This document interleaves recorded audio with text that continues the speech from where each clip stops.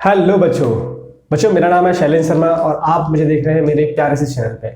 तो बच्चों, हम लोग electric charges and field chapter पढ़ रहे हैं और उसमें हमने कूलम्स लॉ और चार्ज कंसेप्ट पढ़ लिया है। तो बच्चों, आज का जो टॉपिक है वो कुछ न्यूमेरिकल बेस्ड भी है और थोड़ी सी थ्योरी भी पढ़ाऊंगा मैं। तो आज के लेक्चर में सबसे फर्स्ट हम लोग बात करेंगे यूनिट ऑफ चार्ज की। जो पहले हम लोग यूनिट ऑफ चार्ज देखेंगे और उसके बाद में कूलम्स लॉ के न्यूमेरिकल्स, राइट। तो सबसे फर्स्ट हेडिंग लगाओ बच्चों, यूनिट ऑफ चार्ज। सबसे फर्स्ट हेडिंग लगाओ बच्चों, यूनिट ऑफ चार्ज। चार्ज की यूनिट क्या है, इसकी सीजीएस यूनिट, एसआई यूनिट और कन्वर्जन क्या क्या है, राइट।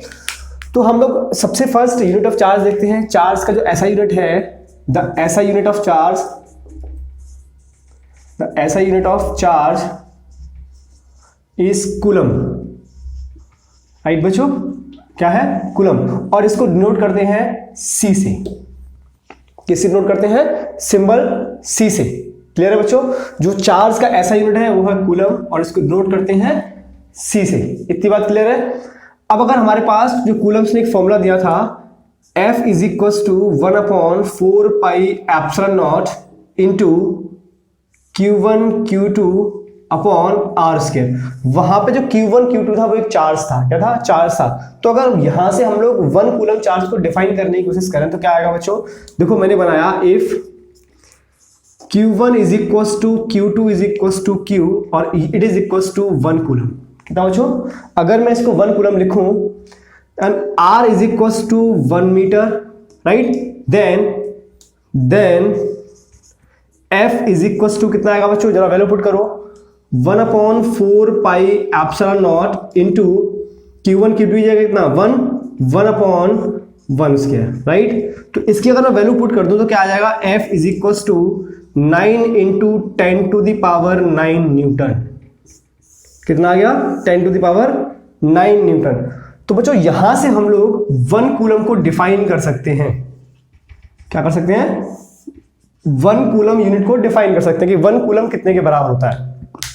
तो एक बेसिक बात समझो, 1 कूलम ऑफ जो 1 कूलम है, 1 कूलम वो क्वांटिटी ऑफ फोर्स है जब किन्हीं दो सिमिलर चार्जेस को हम लोग 1 मीटर की डिस्टेंस तक प्लेस करते हैं तो उनके बीच में लगने वाला जो फोर्स है वो कितना होना चाहिए? 9 इंटू 10⁹ न्यूटन। बात क्लियर है? मतलब अगर मैं बात करूं कि 1 coulomb is the quantity of charge which when placed at a distance of 1 meter in air or vacuum from an equal and similar charges experience a repulsion force of 9 into 10⁹ Newton. इतनी बार clear है? चलिए मैं लिख देता हूं। देखो, 1 coulomb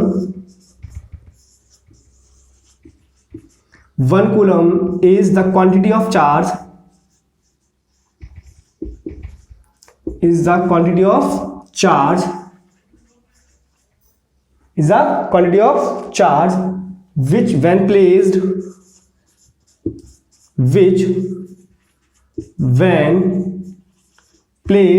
at a distance of 1 meter, right, at a distance of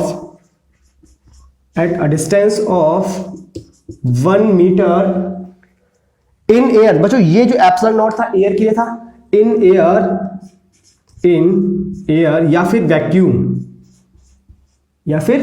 vacuum from an equal and similar charges,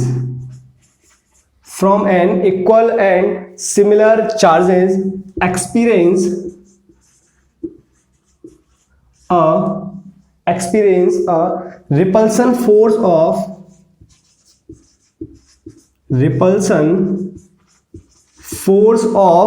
9 into 10⁹ Newton.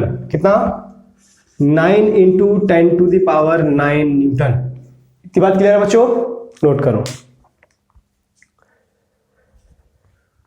इतना clear हुआ? अब बात करते हैं कि जो 1 कूलम है बच्चों, नेक्स्ट में बात करूं, क्योंकि जो 1 कूलम था, 1 कूलम अगर हम चार्ज को मेजर करें 1 कूलम में तो basically 1 coulomb is a biggest quantity. मतलब ये बहुत बड़ी यूनिट है। कैसी है? It is big unit. ये बड़ी यूनिट है। इसीलिए इन प्रैक्टिस हम लोग इन प्रैक्टिस क्या करते हैं, स्मॉल यूनिट्स की बात करते हैं। किसकी बात करते हैं, स्मॉल यूनिट। और वो जो स्मॉल यूनिट है वो हमने कूलम की ही यूनिट बनाई हुई है, जिसको हम लोग बोलते हैं मिली कूलम या फिर micro coulomb. This is micro coulomb, micro, और this is milli, milli coulomb और माइक्रो कूलम। अब इनका अगर मैं कन्वर्जन करूं कूलम में तो कितना आएगा, 1 milli coulomb is equal to 10⁻³ coulomb and 1 micro coulomb is equal to 10⁻⁻6 coulomb. ये कन्वर्जन बहुत इंपॉर्टेंट है, हर न्यूमेरिकल में आपके काम आएगा। क्लियर है बच्चों, न्यूमेरिकल में बहुत ज्यादा काम आने वाला है, इतना नोट करो। फिर इसके सीजीएस यूनिट के बारे में बात करते हैं।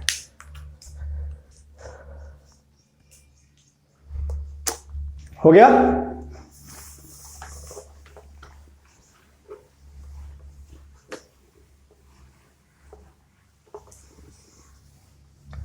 चलो बच्चों इसकी सीजीएस यूनिट के बारे में बात करें।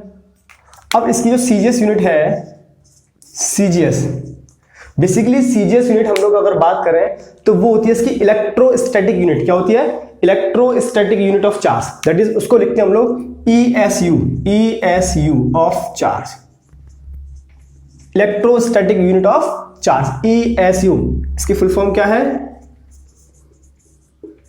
इलेक्ट्रोस्टैटिक यूनिट, इलेक्ट्रोस्टैटिक यूनिट क्या है बच्चों, इलेक्ट्रोस्टैटिक यूनिट। क्लियर है, और इसी इलेक्ट्रोस्टैटिक यूनिट को हम लोग स्टेट कूलम भी बोलते हैं। क्या बोलते हैं, स्टेट कूलम। क्या बोलते हैं बच्चों, state coulomb.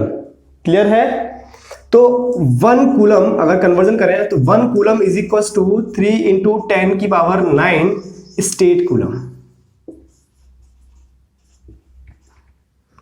1 coulomb is equal to 3 × 10⁹ that is ESU। हम स्टेट कूलम लिखें या फिर क्या लिखें, ESU। क्लियर हुआ, नोट करो। तो बच्चों अब बात करते हैं न्यूमेरिकल्स की। न्यूमेरिकल्स हम लोग करने वाले हैं कूलम्स लॉ पे, बहुत अच्छे न्यूमेरिकल्स हैं। तो चलिए बच्चे, सबसे फर्स्ट न्यूमेरिकल हम लोग लेते हैं कूलम्स लॉ का। स्क्रीन पर आपको दिख रहा होगा, मैं भी रीड करता हूं। A charge Q is to be distributed over into two small objects. What should be the value of the charge on the object so that the force between the two objects become maximum when they are kept a given distance apart? बच्चों question को समझो। Question ने क्या बोला कि एक charge है Q, इस Q चार्ज के हमने 2 पार्ट किए। कितने पार्ट किए बच्चों, 2 पार्ट किए। मान लो लेट कर लिया कि एक चार्ज को हमने चार्ज दिया स्मॉल q, अब दूसरे चार्ज पे बच्चों चार्ज कितना आएगा, जब इस पे चार्ज q आ चुका है, इसके हमने 2 पार्ट तोड़ दिए, इसको मिल गया q, तो इसको कितना मिलेगा, capital Q minus small q। इतनी बात क्लियर है बच्चों, इसके 2 पार्ट कर दिए, एक को मिला q स्मॉल q और एक को मिला q माइनस स्मॉल q। इतनी बात क्लियर है, कंसेप्ट क्लियर हुआ कि हमने इसके 2 पार्ट किए। अब इनके बीच का जो सेपरेशन है बच्चों वो सपोज r है। कितना है, स्मॉल r। इनके बीच का जो सेपरेशन है वो है स्मॉल r। क्लियर। अच्छा, अब इनके बीच में जो लगने वाला फोर्स है बच्चों वो कितना होगा, force is equal to 1/4 pi epsilon not into small q capital Q minus small q divided by r square. This is according to Coulomb's law. Right बच्चों, ये किसकी वजह से है, कूलम्स लॉ की वजह से।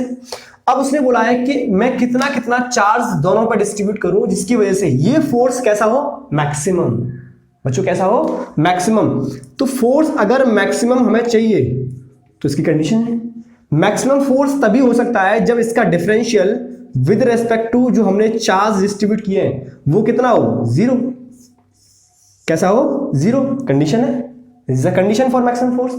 अब हमें d/dq फोर्स कितना बच्चों, फोर्स है हमारे पास 1/4 pi epsilon not into q capital Q minus small q divide by r square. It should be 0। Correct बच्चों। अब देखो यहां पे 1/4 पाई एप्सिलॉन नॉट एक क्वांटिटी है, r डिस्टेंस दोनों के बीच में फिक्स है, वो चेंज होने वाले नहीं है। राइट, तो ये तो 0 में चले गए, तो सिर्फ डिफरेंशियल किसका हुआ बच्चों, d/dq, ये हुआ small q capital Q minus small q 0। हमने सॉल्व किया इसको, तो d/dq q into small q minus q square is equal to 0। अब हमने इसका डिफरेंशिएट किया with respect to small q, तो कैपिटल क्यू बच्चों कैसा है, कांस्टेंट, तो ये तो ऐसे रहा, इसका हो गया 1 minus 2q is equal to 0। So q is equal to q/2, right बच्चों।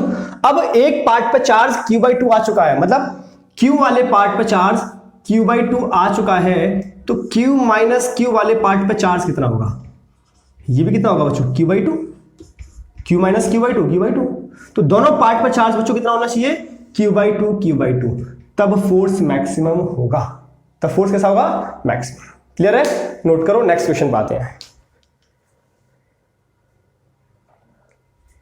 हो गया, रफ करें, चलो बच्चों नेक्स्ट क्वेश्चन पे।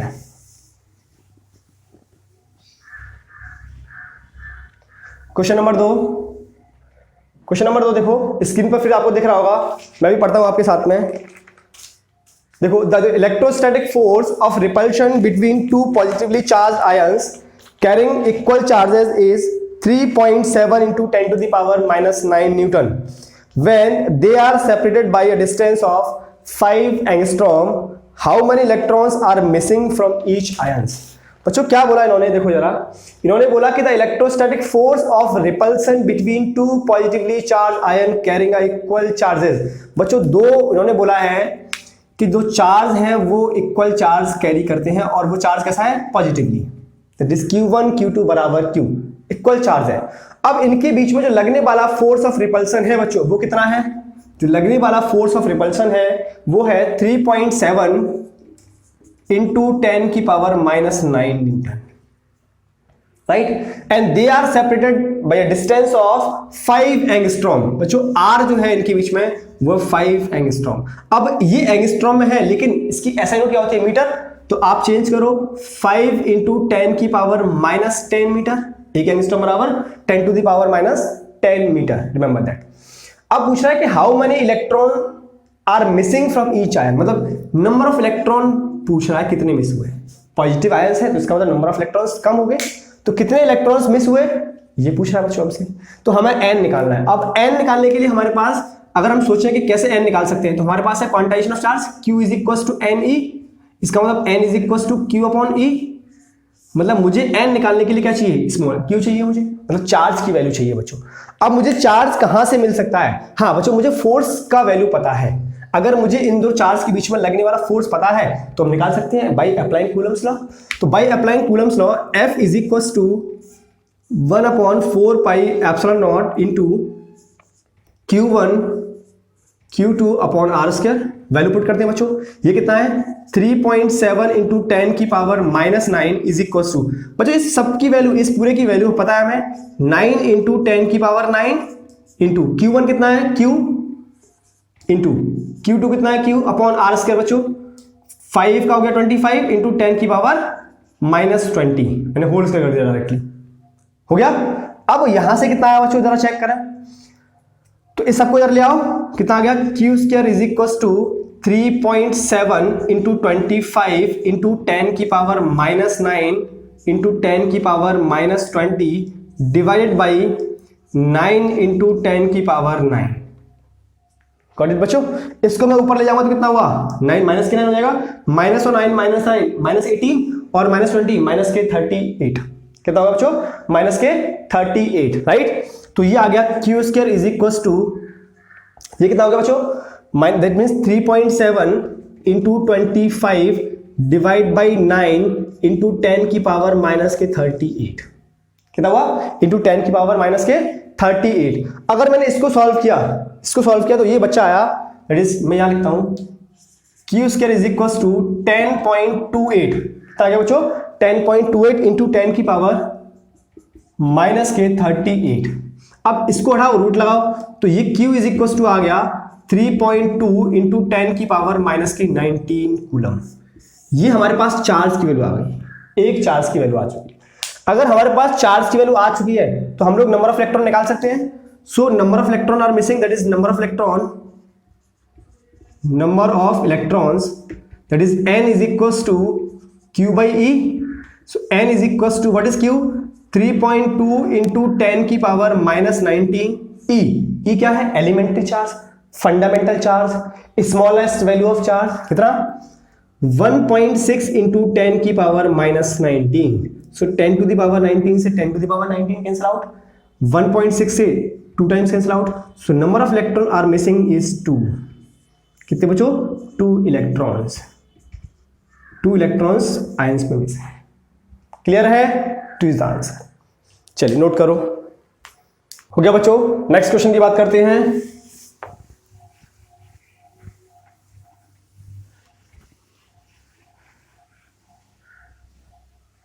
Next question again important question है बच्चों।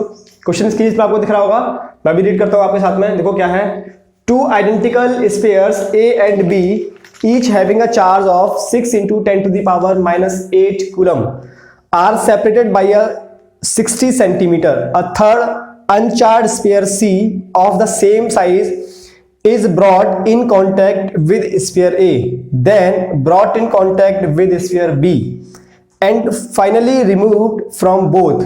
What is the new force of repulsion between A and B? अच्छा, क्वेश्चन बहुत अच्छा है। इस क्वेश्चन में चार्ज वाला कंसेप्ट भी यूज होगा और कूलम्ब्स लॉ भी यूज होगा। तो बच्चों उन्होंने बोला है कि 2 आइडेंटिकल चार्ज हैं, मैं इधर डायग्राम बनाता हूं। 2 आइडेंटिकल चार्ज हैं, एक है A स्फीयर और एक है B स्फीयर, राइट। इन दोनों के ऊपर में एक चार्ज है जो कि आइडेंटिकल है, दैट इज इसके पास में QA है और इसके पास में QB है, और इस QA और QB की जो वैल्यू है वो सिमिलर है क्योंकि आइडेंटिकल चार्ज है, एक जैसी वैल्यू है।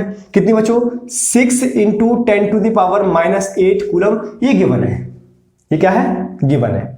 अब बोला हुआ है कि हमारे पास एक third अनचार्ज that is C sphere है, C एक स्फीयर है। इस पे जो चार्ज है QC वो कितना है, अभी ये अनचार्ज, इनिशियली ये अनचार्ज है, इनिशियली ये कैसा है, अनचार्ज, मतलब इसके ऊपर में जो चार्ज होगा वो है 0। कितना है बच्चों, 0। अब बोला हुआ है कि हमने एक थर्ड अनचार्ज को पहले एक ही कांटेक्ट में लेके आए, मतलब हमने क्या किया, इसको स्फीयर एक एक कांटेक्ट में किया। मैं यहां लिखता हूं, देखो फर्स्ट हमने क्या किया कि जब when sphere C contact brought in contact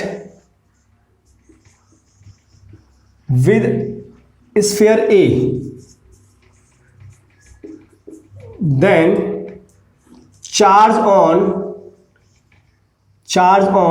A and C, तब A और C पे कितना कितना चार्ज डिस्ट्रीब्यूट होगा। मतलब देखो जरा समझो जरा बात को कि ये जो स्फीयर A था इसके साथ में हमने स्फीयर C को मिला दिया।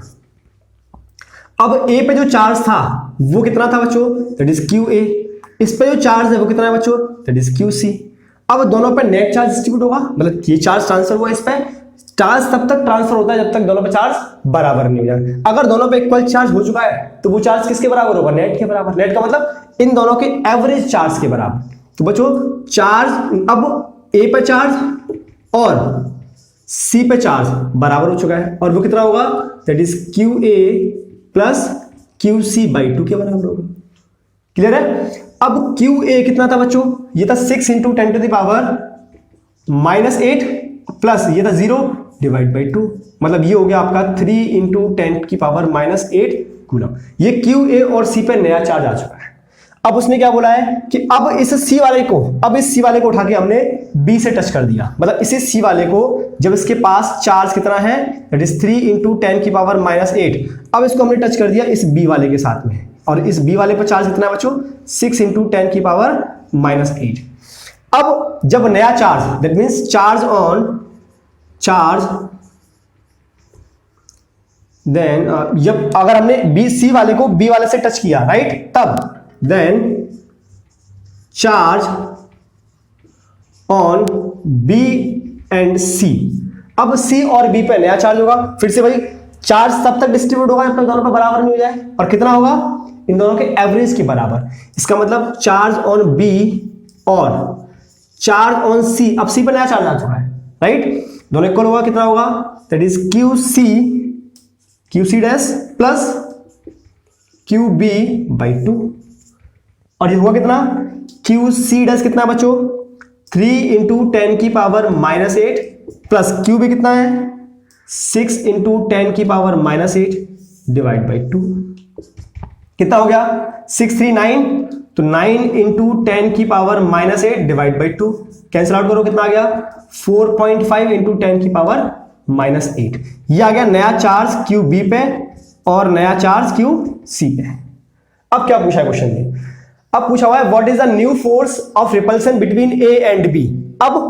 अब देखो यहां पे ए आ गया जिस पे चार्ज कितना है क्यू डैश ए 3 इंटू 10 की पावर -8 कूलम, और ये बी आ गया। अब इस पे नया चार्ज कितना है बच्चों Q dash B, that is 4.5 into 10 की पावर -8 कूलम। अब इन दोनों के बीच में जो फोर्स ऑफ रिपल्सन है वो कितना होगा। अब इन दोनों के बीच में जो सेपरेशन था दैट इज आर, वो 60 सेंटीमीटर है।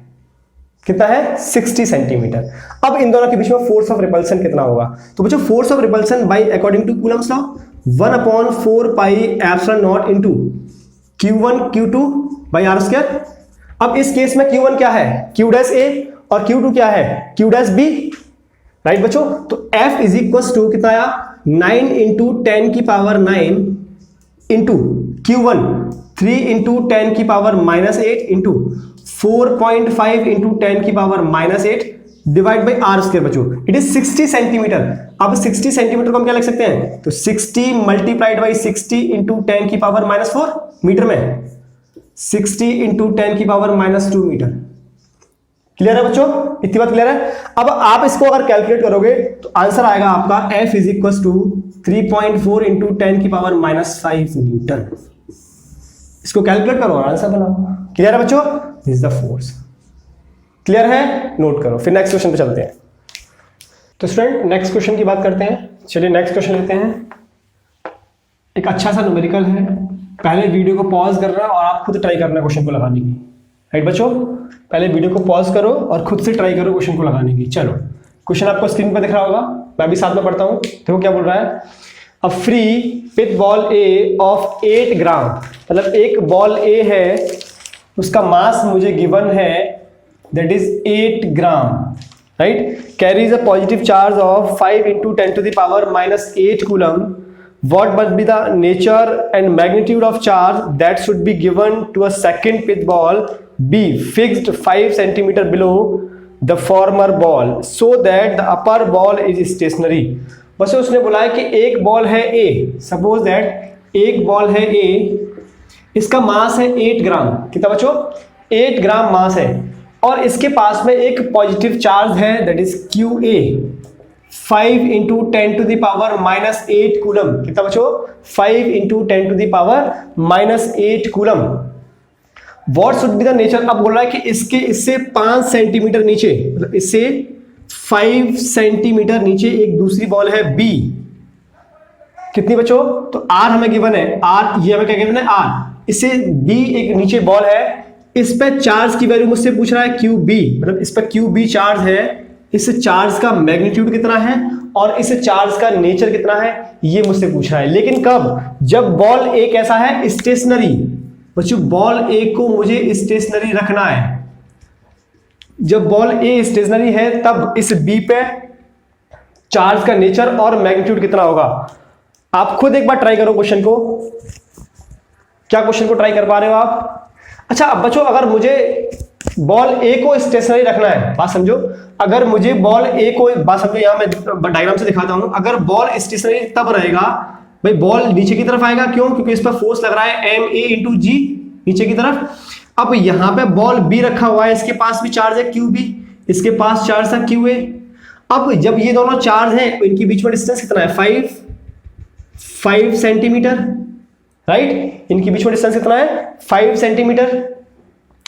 अब इस दोनों चार्ज की वजह से, इस चार्ज की वजह से ये QB इस QA पे फोर्स लगाएगा। बच्चों अगर ये बॉल नीचे की तरफ आ रही है और अगर इस बॉल को मुझे स्टेशनरी रखना है तो ये मस्ट है कि इस पे फोर्स ऊपर की तरफ लगना चाहिए। बात क्लियर है ना, ये QB इस पे फोर्स ऊपर की तरफ लगाएगा तभी ये बैलेंस रह सकता है, तभी ये बैलेंस रह सकता है। कब, ये मस्ट है कि चार्ज QB QA पे ऊपर की तरफ फोर्स लगाए तभी एक ऐसा होगा स्टेशनरी होगा बच्चों। बात क्लियर है? इसका मतलब क्यू बी पर जो चार्ज होगा वो कैसा होना चाहिए? सिमिलर टू ए। इसका मतलब नेचर तो मुझे पता लग गया। नेचर क्या होना चाहिए बी का? Nature of charge B must be positive. क्यों? क्योंकि तभी क्यू ए बैलेंस रहेगा, क्योंकि नीचे की तरफ ए लग रहा है तो ऊपर की तरफ क्या होना चाहिए? एफ, तभी बैलेंस रहेगा। इतनी बात क्लियर है? अब अगर when ball A is stationary,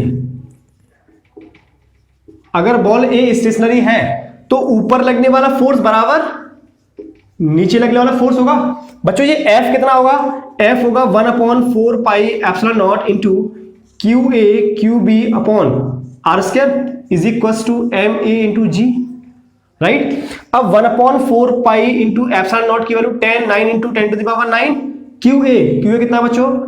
5 into 10 की पावर -8 इंटू क्यू बी की वैल्यू मुझसे पूछ रहा है आर स्क्वायर। बच्चों आर 5 सेंटीमीटर है, आर कितना है? 5 सेंटीमीटर। अगर मीटर में कन्वर्ट करें तो 5 into 10 to the power -2 metre, मतलब ये हो जाएगा आपका 25 into 10 to the power -4, right, is equal to m A 8 gram. तो बच्चों इसको भी कैलकुलेट करो किलोग्राम में, तो 8 इंटू 10 की पावर -3 kg।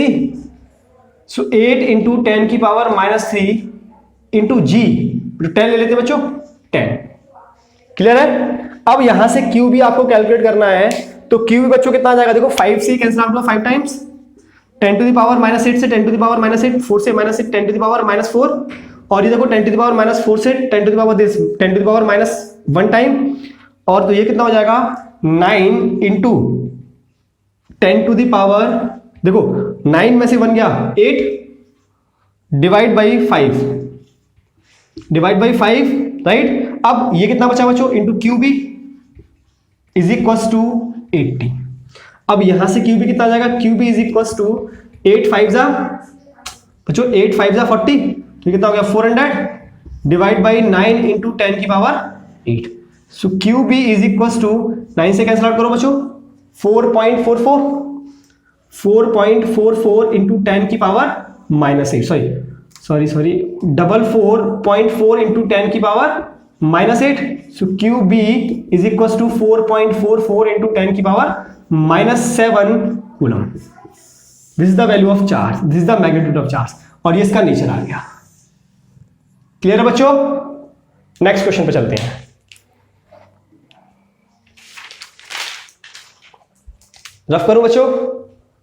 चलिए,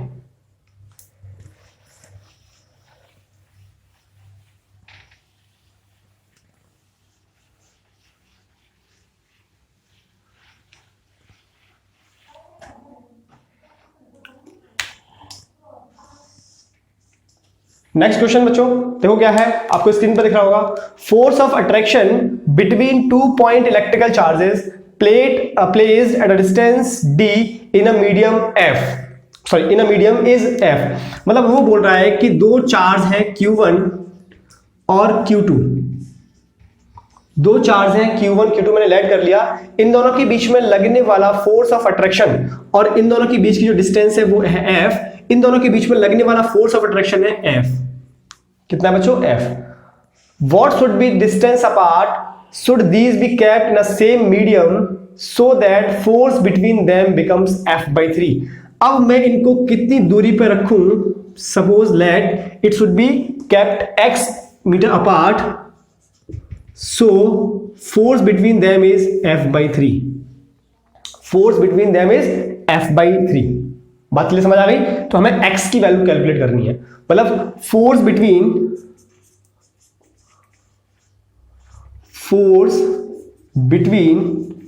टू चार्जेस, जो कितना?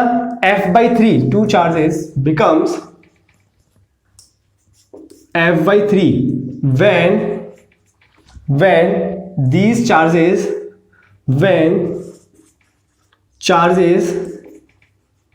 kept x apart, ये kept x distance apart,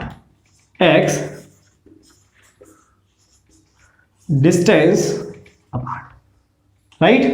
तो अब यहां पे फोर्स बच्चों कितना होगा, यहां फोर्स होगा F is equal to 1/4 pi epsilon not into Q1 Q2 upon D square. बच्चों यहां पे फोर्स कितना होगा, this is F/3 is equal to 1/4 pi epsilon not into Q1 Q2 upon this is x square. बच्चों from equation number first से आप यहां पे f की वैल्यू रख सकते हो, it is 1/3 into 1/4 pi epsilon not into Q1 Q2 upon D square is equal to 1/4 pi epsilon not into Q1 Q2 upon x square.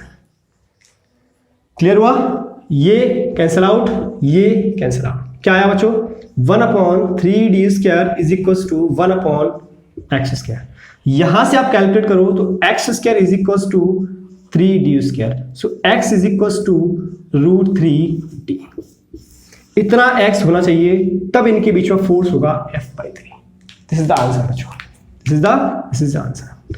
Clear है, note करो। नेक्स्ट क्वेश्चन पे आते हैं।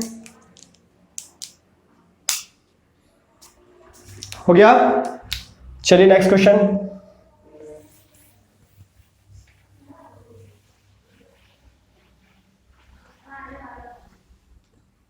जो क्वेश्चन आपको स्क्रीन पर फिर से दिख रहा होगा, मैं भी साथ में रीड करता हूं। क्वेश्चन अच्छा है, आप लोग खुद से ट्राई करो। A particle of mass m and carrying charge -q is moving around a charge +q2 along a circular path of radius r. Prove that the period of revolution of the charge -q1 about +q2 is given by t is equals to, बच्चों देखो क्या इन्होंने given किया हुआ है, t is equals to root में 16 pi square epsilon naught m/r³ by Q1 Q2, right. अब जरा क्वेश्चन देखो बच्चों, क्वेश्चन क्या बोल रहा है, वो बोल रहा है कि एक -q1 चार्ज है जो कि +q1 चार्ज के अबाउट एक सर्कुलर पाथ में मूव कर रहा है। मतलब उसने बोला हुआ है कि एक +q चार्ज है, इस +q चार्ज के अराउंड में एक -q1 चार्ज मूव कर रहा है, राइट, -q1 चार्ज। और इसका जो रेडियस है वो है r। और बच्चों मान लिया मैंने कि let this q1 charge is moving with the velocity of v। बच्चों वेलोसिटी v से मूव कर रहा होगा। अगर ये q1 चार्ज इस सर्कुलर पाथ में v वेलोसिटी से मूव कर रहा है, तो बच्चों इसको इस वाले पाथ में मूव करने के लिए एक फोर्स लग रहा होगा, दैट इज सेंट्रीपिटल फोर्स। और ये +q2 चार्ज और ये -q1 चार्ज, +q2 चार्ज और ये -q1 चार्ज, इनके बीच में भी एक फोर्स ऑफ अट्रैक्शन होगा, दैट इज F। अब इन दोनों के बीच में जो फोर्स ऑफ अट्रैक्शन है वो बराबर होगा किसके बच्चों, वो एक्ट कर रहा होगा एज अ सेंट्रीपिटल फोर्स। मतलब फोर्स ऑफ अट्रैक्शन अगर मैं बात करूं तो force of attraction between -q1 and +q2 is equal to centripetal force. Centripetal force हुआ कि नहीं बच्चों। अब इन दोनों के बीच में फोर्स कितना होगा, 1/4 pi epsilon not into Q1 Q2 upon r²। अब सेंट्रीपिटल फोर्स कितना होता है बच्चों, mv² अपॉन r। इस r से एक r कैंसिल आउट हो गया, राइट। सो यहां से v² कितना आया बच्चों, it is 1/4 pi epsilon not into m into Q1 Q2 upon m, right. इसको डाउन रूट लगा दो, so क्या आ गया, v is equal to root में 1/4 pi epsilon not into Q1 Q2 upon m और एक r भी साथ में, राइट बच्चों, r, ये r बचा हुआ है। क्लियर, इतना आ गया। अब उसने पूछा हुआ है period of revolution, that means period of revolution, that is revolution period. Revolution period, इसका मतलब रिवॉल्यूशन पीरियड का मतलब है, मुझसे पूछा हुआ है इन्होंने टाइम पीरियड, कितना टाइम लगा, टाइम पीरियड पूछा है। तो बच्चों सर्कुलर मोशन में टाइम पीरियड का फॉर्मूला कितना होता है, इट इज t बराबर 2π/ω, और आपको पता है ओमेगा इज इक्वल टू कितना बच्चों, v is equal to r omega. So omega is equal to v upon r. अगर मैं यहां पुट करूं तो टी कितना बन जाएगा, T is equal to 2 pi omega की वैल्यू पुट करो, इट इज वी अपॉन, उल्टा हो जाएगा वी अपॉन आर, तो आर ऊपर चला जाएगा, आर अपॉन वी। अब वी की वैल्यू उठा के यहां से पुट कर दो, so T is equal to 2 pi R under root में। बच्चों ये उल्टा हो जाएगा क्योंकि v नीचे था, जस्ट रिवर्स चला जाएगा, तो रिवर्स में होगा तो क्या होगा बच्चों, 4 pi epsilon naught m into r divided by Q1 Q2। अब अगर इसको हम अंदर ले जाते हैं तो ये हो जाएगा 4 पाई स्क्वायर और 4 और 4 16, बच्चों ये होगा 4 pi square r square multiply 4 pi epsilon naught m into r divide by Q1 Q2 और होल रूट, राइट। तब t कितना आ गया बच्चों, तब t कितना कैलकुलेट हुआ, तब t बचा हमारे पास अंडर रूट में 4 4 जा 16 this pi and this pi square, pi Q sorry this pi, अच्छा एक पाई अंदर था और एक पाई बाहर है बच्चों, this is pi Q, right बच्चों, पाई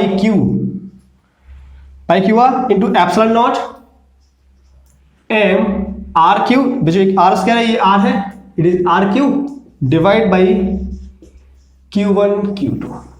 ये प्रूफ करना था बच्चों, यहां पाई क्यू है, ये प्रूफ करना था, this is the answer, hence proof. Clear हुआ, नोट करो।